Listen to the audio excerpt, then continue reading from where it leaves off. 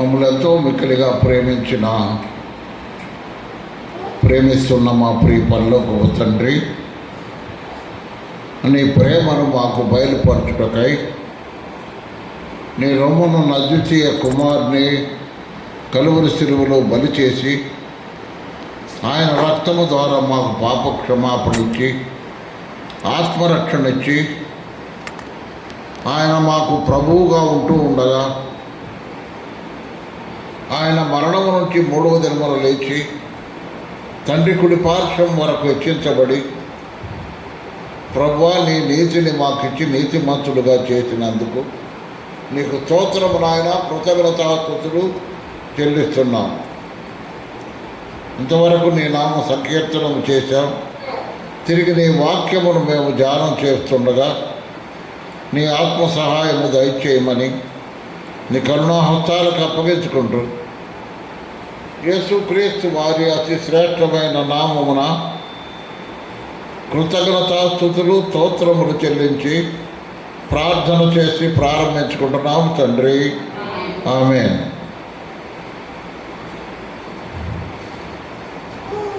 ప్రభునందు ప్రియ సహోదర సహోదరులారా, ప్రభు అన్నిటికంటే ముందుగా ఉన్నవాడు అనే మాట,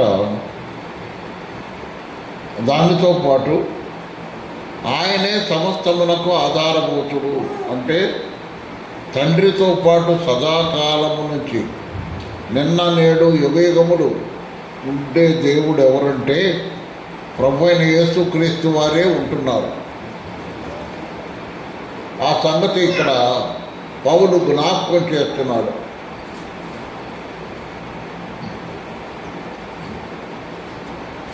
సమస్తమునకు ఆధారభూతుడు అనేది జ్ఞాపకం చేస్తున్నాడు. తర్వాత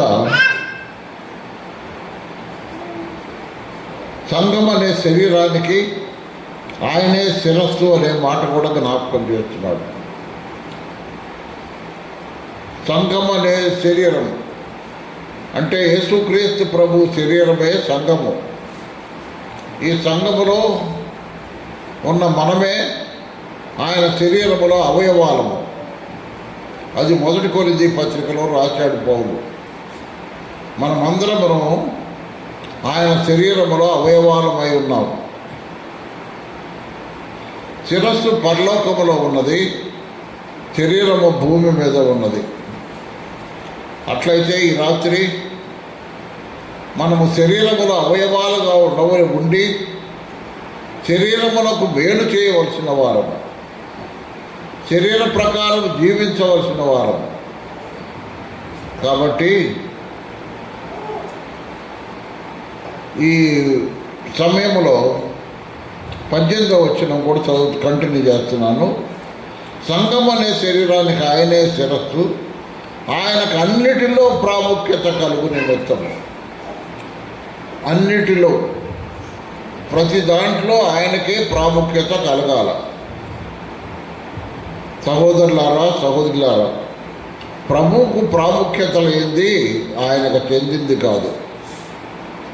ప్రభువుకు ప్రాముఖ్యత ఇవ్వనిది ఆయనను మనం ఘనపరచలేము. కాబట్టి మనం ఆయనను ఘనపరచాలంటే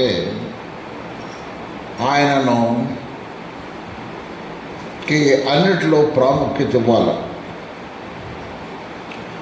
ఆయన ఆది అయి ఉన్నాడు. ఆది అంటే ఎప్పుడో మనకు తెలియదు. ఆది అందు దేవుడు భూమి ఆకాశములను సృజించెను. ఆది అందు వాక్యం ఉండెను అంటే దేవునితో పాటు ఉన్నది వాక్యం. అంటే వాక్యము శరీరధారి అయిన యేసుక్రీస్తుగా వచ్చాడు. కాబట్టి ఆయన ఆదిలోనే తండ్రితో పాటు ఉన్నవాడు. ఆది అయి ఉన్నాడు. మృతుల్లో నుండి లేచుట విషయంలో కూడా ఆయన ఆది సంభూతుడుగా లేచాడు. అందుకనే అపోస్తుడైన పౌలు ఏమన్నాడు, 1 కొరింథీ పత్రిక, పౌలు కొరింథీయులకు రాసిన 1వ పత్రిక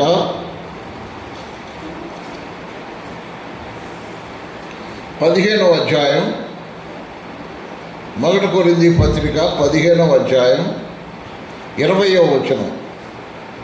మొదటి కొరింథీ పత్రిక 15:20.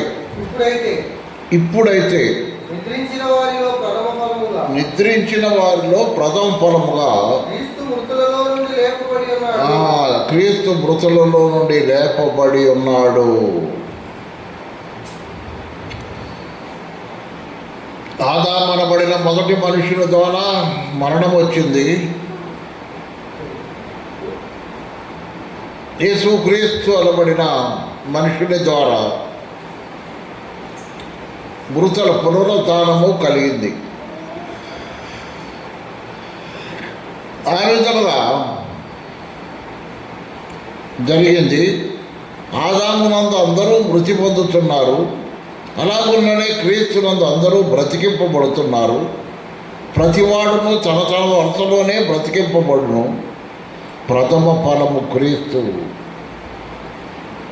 మృతులలో నుండి లేచుటలో ప్రథమ ఫలము క్రీస్తు. ఆది సంభూతుడు అనే మాటకు అర్థం ఏంటంటే ప్రథమ ఫలముగా, చనిపోయి లేచిన వారిలో మొట్టమొదటివాడుగా ఆయన మనకు కనబడుతున్నాడు. ఆయన యందు 19-20 వచనాలు, ఆయన యందు సర్వసంపూర్ణత నివసింపవలననియు,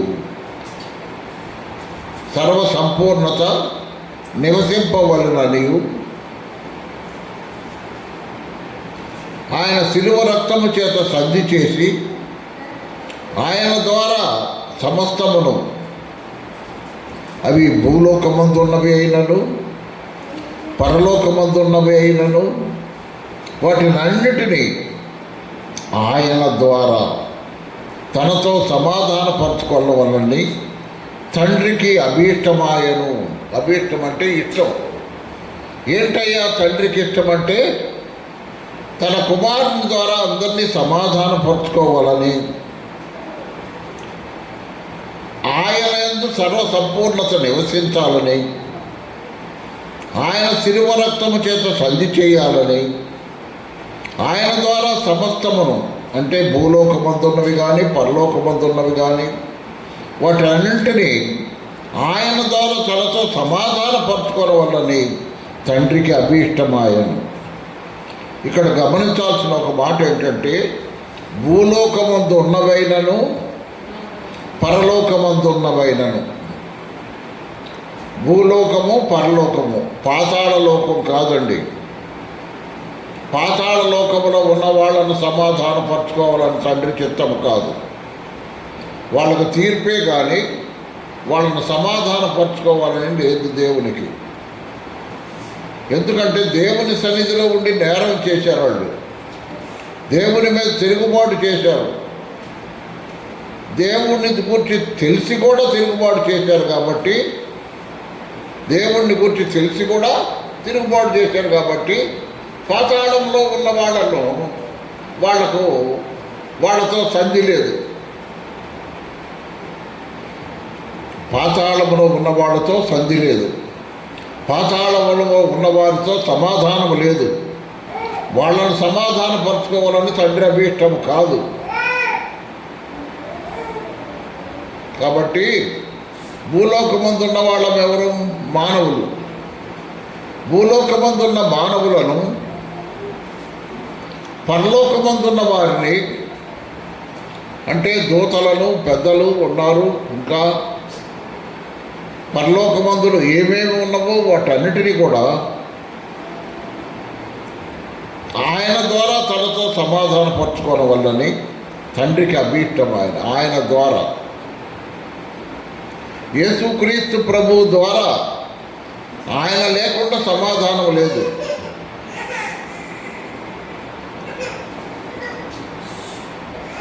ఇరవై 21వ వచనం, మరియు గతకాలమందు దేవునికి దూరస్తులం. మనము కూడా మనమే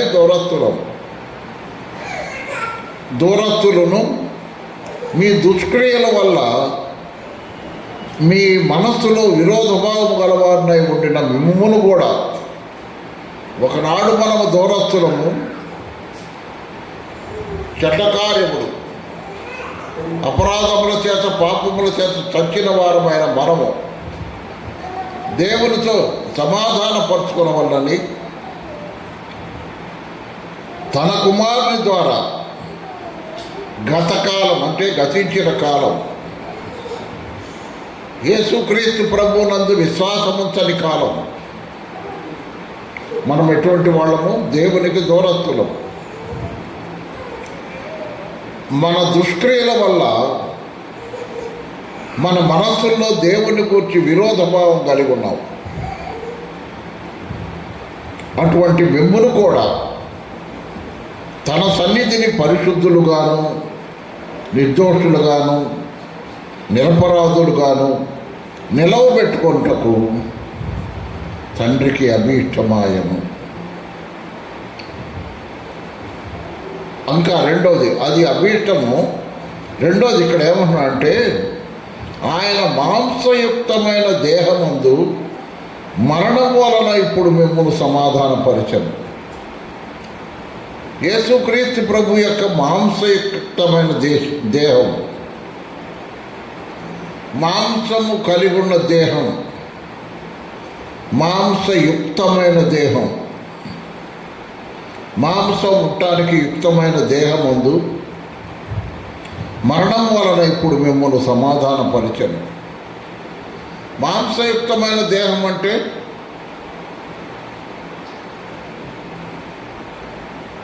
లూకాసు వార్త చూడండి,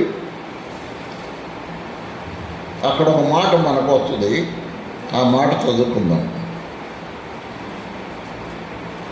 లూకాసు వార్త 24వ అధ్యాయం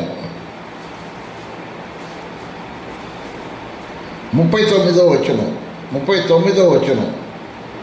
24, 39.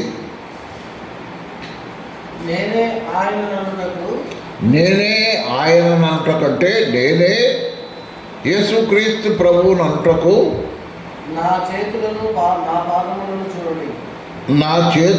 నా పాదములను చూడుడి, నన్ను పట్టి చూడుడి, నాకున్నట్టుగా మీరు చూచుచున్న ఎముకలను మాంసమును భూతమునకుండవు. భూతం అంటే ఆత్మ. ఆత్మకు ఎముకలు మాంసం ఉండవు, కానీ మహిమ దేహానికి ఉంటాయి. మహిమ దేహానికి ఎముకలు మాంసం అవసరం కాబట్టే ఆత్మ పరలోకాల నుంచి వచ్చి ఎక్కడ సమాధి చేయబడిందో అక్కడ నుంచి దేహాన్ని తీసుకొని పోవటానికి కారణం అది. ఆత్మకి ఏం కావాలా? మహిమ దేహానికి ఏం కావాలా? ఎముకలు కావాలా, మాంసం కావాలా? ఆత్మకు ఉండవు. ఆత్మ వెళ్ళిపోయేటప్పుడు మాంసాన్ని ఎముకల్ని ఇక్కడే వదిలిపెట్టి వెళ్ళిపోద్ది. అంటున్నారయ్యా, ఆత్మ వెళ్ళిపోయేటప్పుడు మాంసాన్ని ఎముకల్ని ఇక్కడే వదిలిపెట్టి వెళ్ళిపోద్ది. కానీ రెండోసారి మహిమదేహం ధరించుకునే సమయానికి మాంసము ఎముకలు అవసరం. మహిమదేహానికి మాంసం అవసరం, ఎముకలు అవసరం. అవి భూతమునకు ఉండవంటే ఆత్మకు ఉండవు అని చెప్పి తన చేతులను పాదములను వారికి చూపెను. సహోదరులారా, సహోదరులారా, ఈ మాట గమనించండి. గతకాలమందు దేవునికి దూరస్తులను మీ దుష్క్రియల వల్ల మీ మనస్సులో విరోధభావం గలవారినై ఉండిన మిమ్మును కూడా తన సన్నిధిని పరిశుద్ధులుగా నిర్దోషులుగా నిరపరాధులుగా నిలబెట్టుకున్నటకు ఆయన మాంసయుక్తమైన దేహమందు మరణం వలన ఇప్పుడు మిమ్మల్ని సమాధానపరిచాను. మాంసము యుక్తమైన దేహం, మాంసమున్న దేహం, మాంసమున్న దేహమందు మరణం వలన ఇప్పుడు మిమ్మల్ని సమాధానపరిచాను. పునాది మీద కట్టబడిన వారై స్థిరముగా ఉండి మీరు విన్నట్టు ఆకాశము కింద ఉన్న సమస్త సృష్టికి ప్రకటింపబడినట్టు. పునాది మీద కట్టబడి, పునాది ఎవరు? క్రీస్తు ప్రభువే పునాది. క్రీస్తు ప్రభువే పునాది అయి ఉండగా ఆ పునాది మీద కట్టబడిన వారై స్థిరముగా ఉండండి. యేసుక్రీస్తు అనబడిన పునాది, పునాది క్రీస్తే అన్నాడు 1 కొరింథీ పత్రికలో.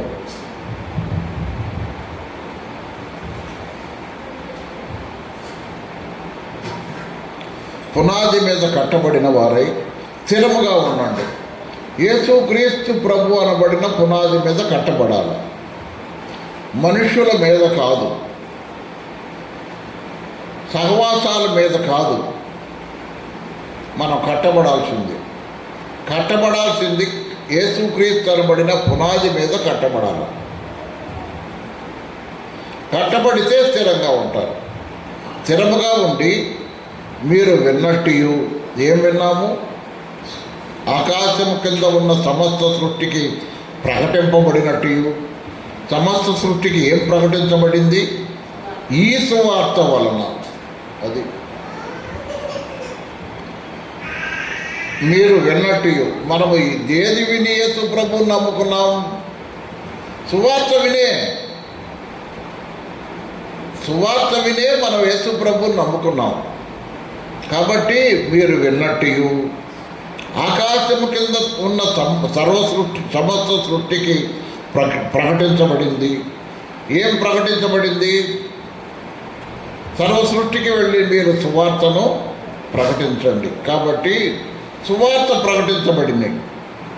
ఈ సువార్త వలన కలుగు నిరీక్షణ నుండి తొలగిపోక, సువార్త మనకు నిరీక్షణ కలుగు చేస్తుంది, విశ్వాసం కలుగు చేస్తుంది, నిరీక్షణ కలుగు చేస్తుంది.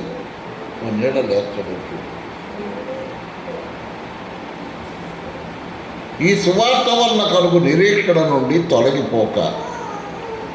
సువార్త వలన మనకేం కలుగుతుందంటే విశ్వాసం కలుగుతుంది. ముందు విశ్వాసం, తర్వాత నిరీక్షణ కలుగుతుంది.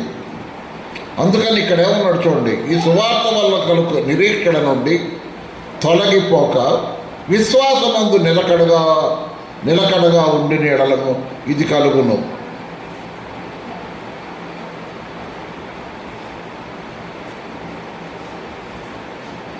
ఏమి కలుగుతుంది? దేవునితో సమాధానపడింది, విశ్వాసమందు నిలకడగా ఉన్నందువలన, మనము ప్రభు వస్తాడని నిరీక్షణ కలిగి ఉన్నందువలన, మనము తొలగిపోక ఉంటే, నిలిచి ఉంటే ఇది మీకు కలుగును.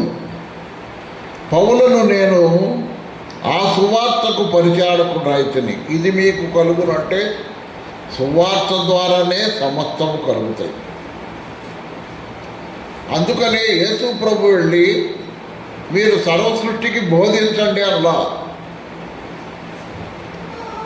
మీరు సర్వ సృష్టికి బోధించండి అలా. ఏమన్నాడు? సర్వ సృష్టికి సువార్త ప్రకటించమన్నాడు, బోధించమని చెప్పలా. సువార్త నమ్మని వాళ్ళకి, బోధ నమ్మిన వాళ్లకు. అందుకనే రక్షించబడి సంఘములో చేర్చబడిన వారికి ఆది సంఘములో ఏం చెప్పారండి? రక్షించబడి సంఘములో చేర్చబడిన 3,000 మందికి లేక 3,120 మందికి ఏమి చెప్పబడింది? అపోస్తలుల బోధ. ఏంటంటే అపోస్తలుల బోధ చెప్పబడింది, సువార్త కాదు. సువార్త విన్నారు, ప్రభువుని నమ్ముకున్నారు, ఆయన ప్రభువుగా అంగీకరించారు, ఆయన రక్తంతో కడగబడ్డారు, దేవుని రాజ్యం వారసులు అయ్యారు. ఇక వాళ్ళకు సువార్త కాదు కావాల్సింది, వాళ్ళకు బోధ. అందువలనే ఆది సంఘము అపోస్తలుల బోధ ఎందును, సహవాసమందును, రొట్టె విరుచుట ఎందును, ప్రార్థన చేయట ఎందును ఎడతెగక ఉంది. ఆ క్రమములో సువార్త లేదు. ఆల్రెడీ సువార్తను నమ్మిన వాళ్ళకి కావాల్సింది ఏంటంటే అపోస్తలుల బోధ. ఒకరికొకరు సహవాసము, రొట్టె విరుచుట, ప్రార్థన చేయుట. సువార్త పాపి రక్షణ పొందటానికి అవసరమయ్యేది. పాపి రక్షణ పొందటానికి ఎంత అవసరమో అంత సువార్త ఉంది. అది ప్రభు అయిన యేసుక్రీస్తు వారిని కూర్చిన సువార్త. ఆ సువార్త పాపిని రక్షణలోకి నడిపిస్తుంది. రక్షణ పొందినవాడు, పాపక్షమాపణ పొందినవాడు, నీతిమంతుడుగా తీర్చబడినవాడు ఇక సువార్తతో పని లేదు, అపోస్తుల బోధ కావాలి. కాబట్టి రాత్రి ఈ మాటలు మన హృదయాల్లో ఉంచుకొని నిరీక్షణలతో నుండి తొలగిపోకూడదు, విశ్వాసమందు నిలకడగా ఉండాలా. ఇది మీకు కలుగును. పౌలను నేను ఆ సువార్తకు పరిచారకుడనైతిని, ఆ సువార్తకు పరిచారకుడనైతిని అన్నాడు. అన్యజనులకు చెప్పబడుతున్న సువార్తకు పరిచారకుడు ఎవరంటే పౌలు. సున్నతి పొందిన వారికి సువార్త ప్రకటించడానికి పరిచారకుడు ఎవరంటే పేతురు. ఇలాగా ఎవరికెవరికి ఏ విధమైనగా వారికి మనుషులు కావాలో, ఏ మనుషులకు ఎవరిని పంపాలో అది ప్రభువు చేసే పని. ఏ మనుషుల దగ్గరికి ఎవరిని పంపాలో అనేది ఎవరు చేసే పని? ప్రభువు చేసే పని. అది మనం గుర్తించాలా. నన్నే పంపిస్తున్నారు కాదు, లేకపోతే నేనే పోవాలని కాదు. పంపేవాడు ప్రభువు, మనుషులు కాదు. పంపేవాడు ఎవరు? ప్రభువు, మనుషులు కాదు. అది గుర్తించి మనం వెళ్ళి పని చేసి రావాలి. ప్రార్థన చేసుకుందాం.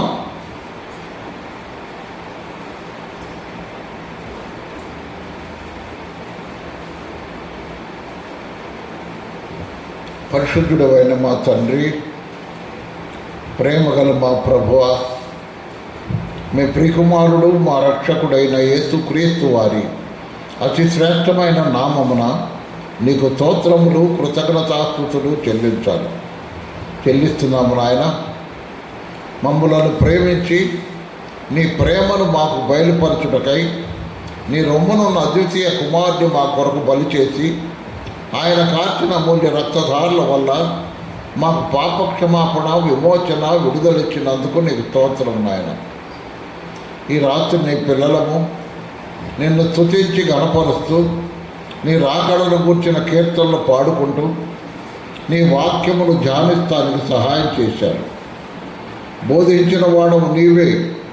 నీ దాసుని నీ సాధనముగా వాడుకున్నందుకు నీకు కృతజ్ఞతాస్తుతులు, స్తోత్రములు చెల్లిస్తూ ఘనత, మహిమ, ప్రభావాలు నీకే ఆరోపిస్తూ మా కొరకు త్వరగా రాబోతున్న రాజులకు రాజు, ప్రభువులకు ప్రభు అయిన క్రీస్తు ప్రభు మహిమల నామమున స్తోత్రములు, కృతజ్ఞతాస్తుతులు చెల్లిస్తూ విన్న ఈ మాటలు మా హృదయాల్లో ఉంచుకొని ఆ ప్రకారం జీవించే కృప మాకు దయచేయమని నీ కరుణా హస్తాలకు అప్పగించుకుంటూ ఇంకా సర్వ సృష్టికి సువార్త పోవలసి ఉండగా నాయనా నా ప్రభువా, ఆ ప్రాంతానికి సువార్త వెళ్ళటానికి సహాయం చేయమని యేసు ప్రభు మహిమగల నామమున స్తోత్రములు, కృతజ్ఞతాస్తుతులు చెల్లించి ప్రార్థన చేసి పెడుతున్నాము తండ్రి. ఆమేన్. అందరికీ వందనాలు.